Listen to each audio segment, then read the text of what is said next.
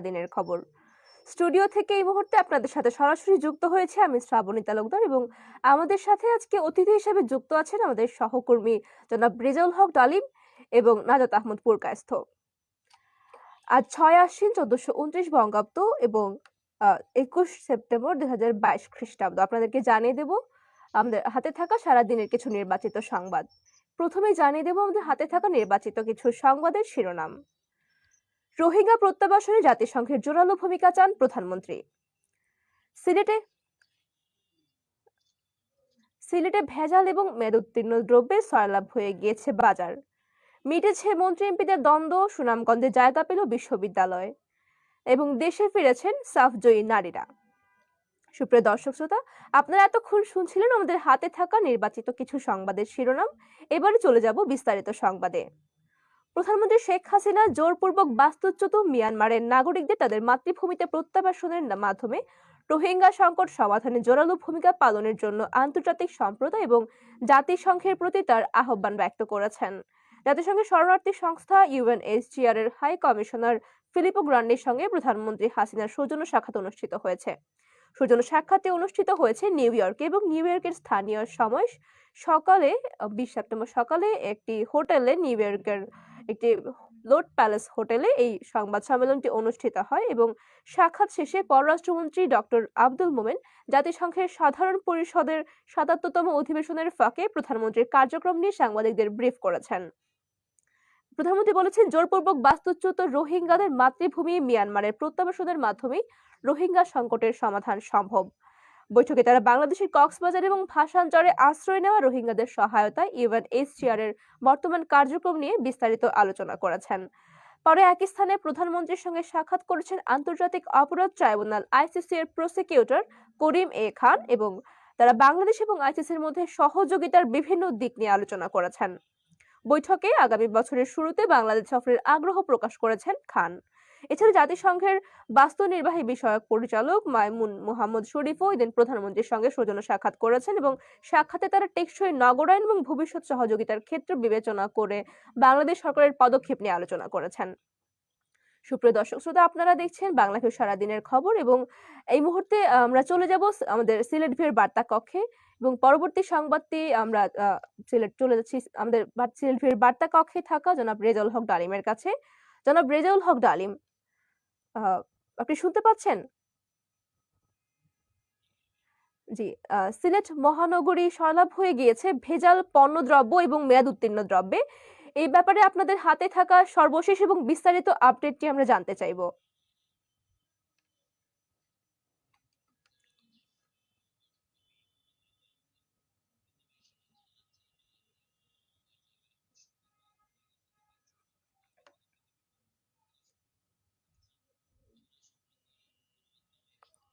যে জায়গা থেকে দেখছেন, যে কোনো জায়গা থেকে, পৃথিবীর যে কোনো প্রান্ত থেকে সবাইকে ধন্যবাদ জানাচ্ছি।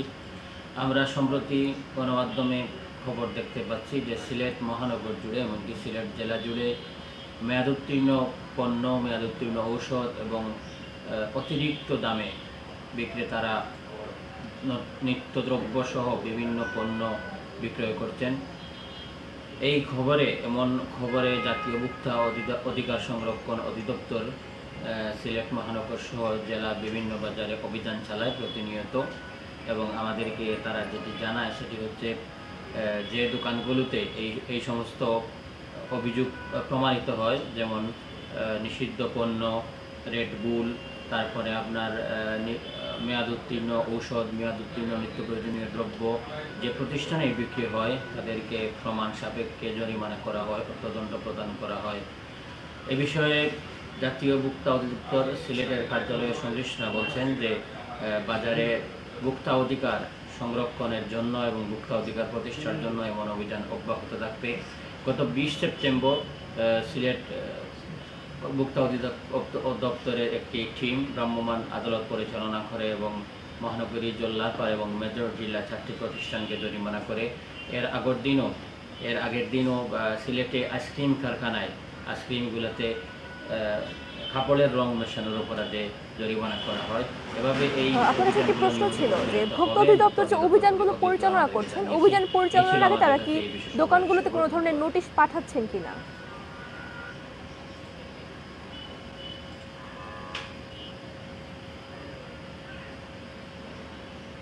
তারা যখন অভিযান পরিচালনা করে তখন আপনার জরিমানার পাশাপাশি তারা যে কাজটি করে সেটি হচ্ছে আপনার ব্যবসায়ীদেরকে অসাধু পন্থা অবলম্বন করা থেকে বিরত থাকার জন্য প্রচার করে এবং লিফলেট বিতরণ করে এবং সবসময় তারা বিভিন্ন সময় বিভিন্ন সেমিনার করে বিভিন্ন আলোচনা সভা করে ব্যবসায়ীদের সঙ্গে বসে এবং এই অনেক পথ ধন্যবাদ থেকে জনাব অসাধু রেজাউল পথ হক থেকে আলী। ফিরে আসার জন্য সুপ্রিয় তারা দর্শক আহ্বান শ্রোতা, আমরা জানায় এতক্ষণ এবং এই সরাসরি বিষয়ে যুক্ত মাইকিং হয়েছিলাম করে সিলেট তারা ভিউয়ের বার্তা এবং কক্ষে আমাদেরকে থাকা জানায়। রেজাউল হক আলিমের সঙ্গে এবং শুনছিলাম সিলেট বিভাগে যে মেয়াদ উত্তীর্ণ এবং ভেজাল পণ্যদ্রব্য সয়লাব হয়ে গিয়েছে এই ব্যাপারে বিস্তারিত আপডেট।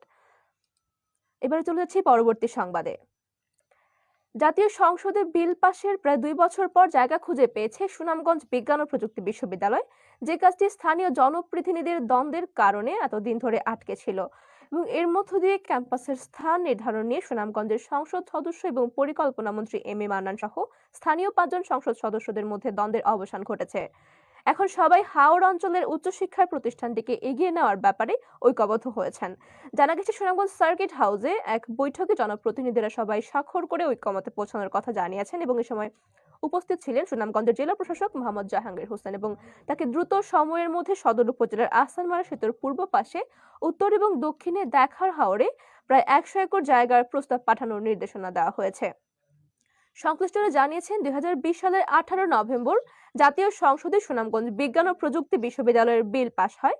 এর আগে প্রধানমন্ত্রী শেখ হাসিনার সহায়তায় শিক্ষামন্ত্রী ডক্টর দীপুমনি এবং সাবেক শিক্ষামন্ত্রী নুরুল ইসলাম নাহিদ সহ পরিকল্পনা মন্ত্রী এম এ মান্নান বিশ্ববিদ্যালয়ের প্রকল্পটি তৈরিতে ভূমিকা পালন করেছেন এবং অবশেষে সব সংশয় সব দ্বন্দ্বের অবসান হয়েছে এবং নতুন করে বন্ধুত্বের বন্ধনে বিষয়টির নিষ্পত্তি হলো।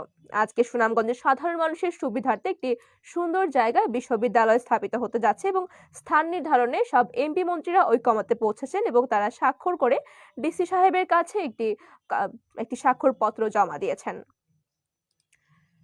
চলে যাচ্ছি আমাদের হাতে থাকা সর্বশেষ সংবাদে। দেশে ফিরেছেন সাফজয়ী নারীরা, বাংলার বাঘিনীরা। এবং এই মুহূর্তে আমরা চলে যাব আমাদের সহকর্মী জনাব নাজাত আহমদপুর কায়স্থর কাছে এবং জানতে চাইবো এই ব্যাপারে। জনাব নাজাত আহমদপুর কায়স্থ, আপনি কি শুনতে পাচ্ছেন?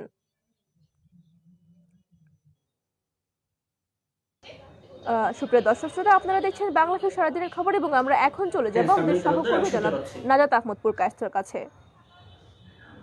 জনাব নাজাত আহমদপুর কায়স্থ, আপনি কি শুনতে পাচ্ছেন?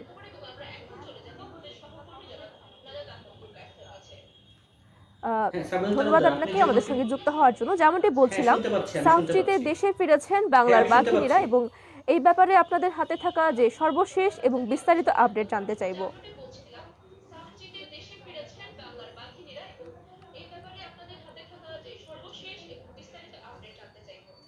ধন্যবাদ।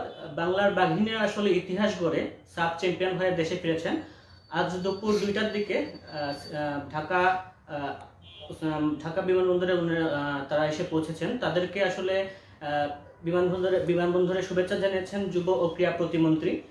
কেক কেটে ফুল দিয়ে আসলে তাদেরকে বরণ করা হয়েছে। তারপর তাদের জন্য আগে থেকে প্রস্তুত করা যে দোতলা বাস, ছাদখোলা বাস ছিল, তাদেরকে সেটি নিয়ে ঢাকার বিভিন্ন রাস্তা ঘুরে তাদেরকে বাফুফে নিয়ে যাওয়া হয়। সে সময় রাস্তার দুপাশে আসলে হাজার হাজার মানুষ তাদেরকে স্বাগত বা অভিনন্দন জানাতে রাস্তায় উপস্থিত ছিলেন। তারা ফুল দিয়ে শুভেচ্ছা জানিয়েছেন বাংলার বাঘিনীদের। সেই ক্ষেত্রে তারা আসলে যেটি বলছেন, তারা অনেকটাই উচ্ছ্বসিত, অনেকটা আনন্দিত। বাংলার বাঘিনীরা অনেক বছর পরে, প্রায় 21 বছর পর, যেহেতু বাংলাদেশের 2003 সালে প্রথম বাংলার ছেলেরা সাব চ্যাম্পিয়ন হয়েছিল, তারপর প্রায় 19 বছর পর বাংলার বাঘিনীরা আবার সাব চ্যাম্পিয়ন হয়ে দেশের মাটিতে কাপ নিয়ে এসেছে। সেক্ষেত্রে তারা অনেকটা উচ্ছ্বসিত। আমি একটি বিষয় জানিয়ে রাখি, এই সময় একটি ছোটখাটো দুর্ঘটনা ঘটেছে। বাংলার একজন ফুটবলার কৃষ্ণারায় চাকমা, তিনি একটি ছোটখাটো দুর্ঘটনার শিকার হয়েছেন। তিনি ছাদকুলা বাসে যাওয়ার সময় ঢাকার একটি রাস্তার বিলবোর্ডে মাথায় আঘাত পেয়েছেন, যার কারণে তার মাথায় 3টি সেলাই লেগেছে। আমি সিলেটের বিভিন্ন এলাকা ঘুরেছি, কালকেও ঘুরেছি, আজকেও বিভিন্ন শিক্ষা প্রতিষ্ঠানে ঘুরেছি। সিলেটের মানুষ আসলে অনেকটাই উচ্ছ্বসিত। তারা যেটি বলছেন, বাংলার ছেলেরা যেটি পারেনি, বাংলার মেয়েরা সেটি করে দেখিয়েছে। বাংলার ছেলেদের থেকে মেয়েরা অনেকটাই এগিয়ে গিয়েছে ফুটবলে, যার ফলশ্রুতিতে আমরা এশিয়া কাপটি দেখেছি। তারা অনেকটাই যেটি বলছেন, তারা ভবিষ্যতে বাংলার নারীরা অদূর ভবিষ্যতে বিশ্বকাপে দেখতে চান। একই সাথে যে তারা একটি দাবি জানিয়েছেন, বাংলার ছেলেদের যেভাবে যে ফ্যাসিলিটিস দেওয়া হয় সেই ফ্যাসিলিটিসগুলোই আসলে বাংলা নারীদের দেওয়ার কথা দরকার। তা না হলে আসলে বাংলার যে এই প্রতিভাগুলো সেই প্রতিভাগুলো হারিয়ে যাবে। সব মিলে এই ছিল আমার কাছে বাংলা ভিউর পক্ষ থেকে সর্বশেষ সংবাদ। আমরা চলে যাচ্ছি স্টুডিওতে শ্রাবণী তালুকদারের কাছে। আর একটি বিষয় জানিয়ে রাখি, আপনাদের যারাই যুক্ত আছেন সবাইকে আমি স্বাগত জানাচ্ছি বাংলা ভিউর লাইভে। বাংলা ভিউর সাথেই থাকবেন সবসময়। আমরা সবসময় আপনাদের চেষ্টা করি সর্বশেষ সংবাদ দেওয়ার অসংখ্য জন্য। ধন্যবাদ জনাব এবং, নাজাত আহমদ প্রকাশ। সুপ্রিয় দর্শক শ্রোতা, আমরা সত্য এতক্ষণ সংবাদ দেওয়ার সরাসরি প্রচেষ্টা যুক্ত করি। হয়েছিলাম ধন্যবাদ। আমাদের শ্রাবণী সহকর্মী তালুকদার। নাজাত আহমদ প্রকাশের সঙ্গে এবং তার কাছ থেকেই শুনছিলাম সাফজিতে দেশে ফেরা নারীদের, বিজয়ী নারীদের গল্প, বাংলার বাঘিনীদের গল্প। তিনি যেমনটি বলছিলেন, তারা আজকে ঢাকা বিমানবন্দরে পৌঁছেছেন। বিমানবন্দর থেকে ছাদখোলা একটি বাসে করে বাফুফে ভবনে পৌঁছেছেন এবং সেখানে বাফুফের সভাপতি তাদেরকে শুভেচ্ছা জানিয়েছেন, স্বাগতম জানিয়েছেন। সুপ্রিয় দর্শক শ্রোতা, আপনারা এতক্ষণ শুনছিলেন বাংলা ভিউ সারাদিনের খবর এবং আমরা আপনাদেরকে জানিয়ে দেওয়ার চেষ্টা করছিলাম সারাদিনের কিছু নির্বাচিত সংবাদ। আমরা আগামীকাল ঠিক একই সময়ে আপনাদের সাথে সরাসরি যুক্ত হব বাংলা ভিউ সারাদিনের খবর নিয়ে, সারাদিনের নির্বাচিত কিছু সংবাদ নিয়ে। সেই পর্যন্ত সবাই ভালো থাকুন, সুস্থ থাকুন এবং বাংলা ভিউ এর সঙ্গেই থাকুন। সকলকে আবারও অসংখ্য ধন্যবাদ।